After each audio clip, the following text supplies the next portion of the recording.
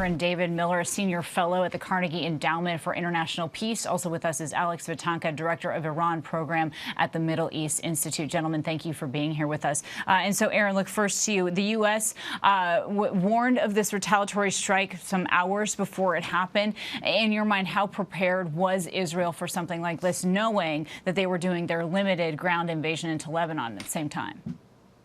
I mean, very. And the Israelis had to bake into their assumption cake that essentially the Iranians would respond at some point. And look, the other reality is, unlike the April 13-14 attack, where they did not use large numbers of ballistic missiles, it only takes 12 minutes for a ballistic missile to reach Israel. It takes much longer for the cruise missiles. So they launched twice as many ballistic missiles. And even though they targeted Mossad headquarters, as your reporter suggested, when you launch that kind of attack, you can't be sure that civilians wouldn't be expected. So I suspect in the Israeli mind, this will be viewed as an escalation, and I would anticipate in the next day or so a very severe Israeli response.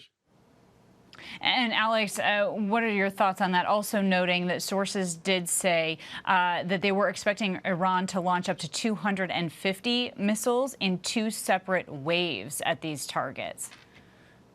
Right. Great to be with you. Look, I think the Iranians are saying right now, if there is an Israeli retaliation, and I agree there will be an Israeli retaliation, but Iran is saying it will hit Israel again. So we are in a very dangerous situation right now. I think the Iranian calculation is the following. They feel that Prime Minister Netanyahu is going for the ultimate kill. He wants regime change in Tehran.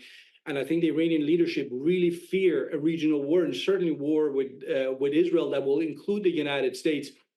But it seems, listening to Iranian officials in Tehran and the analysts in terms of what they're saying, the Iranian position is that if you don't stop to the extent that you can do it, the Israelis in Lebanon and elsewhere in the region, the Israelis are aiming for Tehran itself. They want regime change. Prime Minister Netanyahu's video and sort of message to the Iranian people was Israel's coming to free you from the Islamic Republic, and the leadership in Tehran is very much worried about that and taking Netanyahu very seriously.